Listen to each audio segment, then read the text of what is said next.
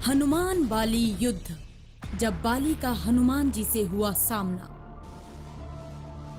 हनुमान जी और बाली के युद्ध में कौन हारा? क्या हनुमान जी को करना पड़ा था बाली से युद्ध? रामायण काल में महाबलियों में एक नाम बाली का भी शामिल था। वो एक ऐसा प्रतापी राजा था जिसका पराक्रम तीनों लोकों में था। देवराज इंद्र के धर्मपुत्र और किष्किंधा के राजा बाली के बारे में बहुत कम लोग जानते हैं। उससे शक्तिशाली तीनों लोकों में कोई न था। लेकिन जब उसका सामना हनुमान जी से हुआ तो क्या हुआ, आइए जानते हैं बाली की ये रोचक कथा। धार्मिक कथाओं के अनुसार ब्रह्मा जी ने बाली को एक मंत्र युक्त दिव्य हार प्रदान कर ऐसा वरदान दिया था कि जब भी वो इस हार को पहनकर रणभूमि में अपने शत्रु का सामना करेगा तो उसके शत्रु की आधी शक्ति क्षीण हो जाएगी और वो आधी शक्ति बाली को प्राप्त हो जाएगी। इस अद्भुत चमत्कारिक शक्ति के कारण बाली जब भी युद्ध करता था तो उसका शत्रु चाहे कितना भी शक्तिशाली हो, उसकी आधी शक्ति बाली में समा जाती थी और इसी तरह दुश्मन कमजोर होकर बाली के हाथों मारा जाता था। इसी वरदान के कारण बाली को कभी भी पराजय का मुंह नहीं देखना पड़ा। बाली ने अपनी इस अद्भुत शक्ति के बल पर 1000 हाथियों का बल रखने वाले दुदुम्बी नामक राक्षस का वध कर दिया था। दुदुम्बी के बाद बाली ने उसके भाई मायावी को भी एक गुफा में ढेर कर दिया था। कहा जाता है कि एक बार रावण ने बाली के साथ छल किया।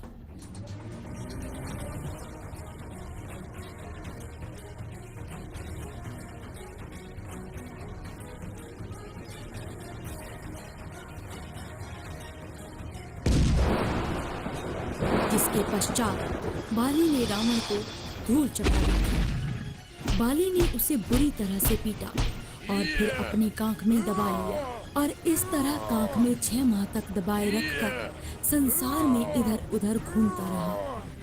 अंत में रावण ने हार मान ली और बाली को अपना मित्र बना लिया, जिसके पश्चात उन्होंने रावण को मुक्त कर दिया। असुरों के राजा रावण को परास्त करने के पश्चात बाली का अहंकार 7वें आसमान पर पहुंच गया। बाली को ये घमंड हो गया कि उसे तीनों लोकों में कोई नहीं हरा सकता। मद में चूर बाली एक जंगल की ओर निकल गया। कुछ कदम आगे बढ़ने पर उसे एक हरा भरा जंगल दिखाई दिया। बाली उस जंगल को तहस नहस कर अपनी शक्ति का प्रदर्शन करना चाहता था। वो जंगल के हरे भरे पेड़ों को तिनके के समान उखाड़ कर फेंकने लगा।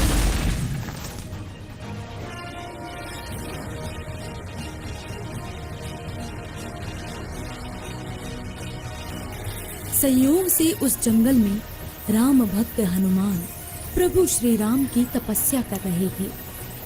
बाली की गर्जना से उनकी तपस्या भंग हो गई। गर्व के नशे में चूर बाली अपने आप से गरजते हुए कहने लगा, कौन है जो मुझे हरा सकता है? किसी ने माँ का दूध पिया है तो मुझसे मुकाबला करे।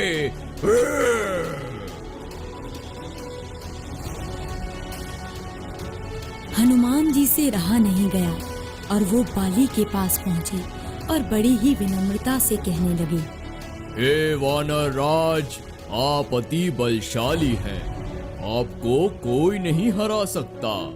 लेकिन आप क्यों फलों से लदे इन वृक्षों को उखाड़ कर फेंक रहे हैं? आप क्यों इस शांत वन को उजाड़ रहे हैं? ऐसा प्रतीत होता है कि ब्रह्मा जी से वरदान स्वरूप प्राप्त शक्तियों के कारण आपको घमंड हो गया है। हे वानर राज, आप अपने आप को पहचानिए और राम नाम का जाप कीजिए, जिससे आपका घमंड अपने आप ही दूर हो जाएगा।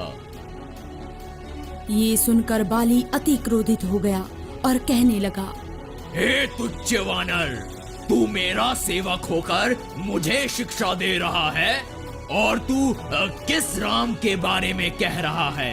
मैंने यह नाम कभी नहीं सुना। हे राजकुमार बाली, प्रभु श्री राम तीनों लोकों के स्वामी हैं। उनकी महिमा अपरंपार है। ये वो सागर है जिसकी एक बूंद भी मिल जाए तो भव सागर पार कर जाए। यदि इतने ही महान है तेरे श्री राम तो बुलाओ उनको, मैं भी देखूं कितनी शक्ति है उनकी भुजाओं में। ये सुनकर हनुमान जी क्रोधित हो उठे। फिर उन्होंने कहा, बल के मद में चूर है बाली, तू क्या प्रभु श्री राम को हराएगा?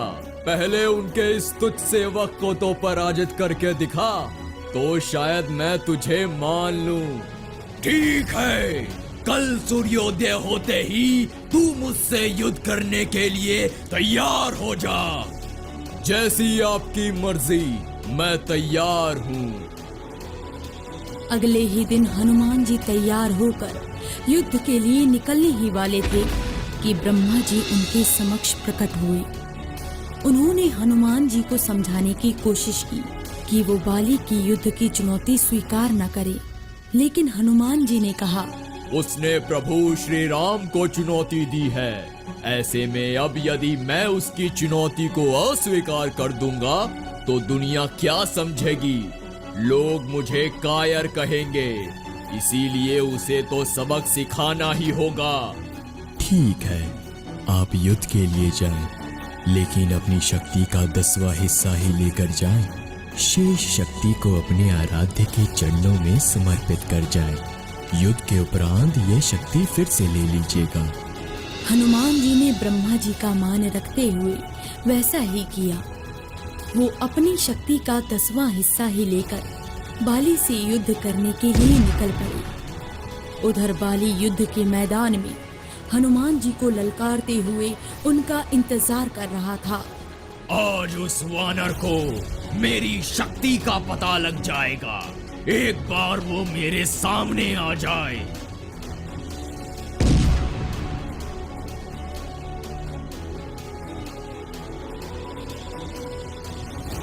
बाली के इतना कहने पर हनुमान जी ने बाली के सामने अपना कदम रखा।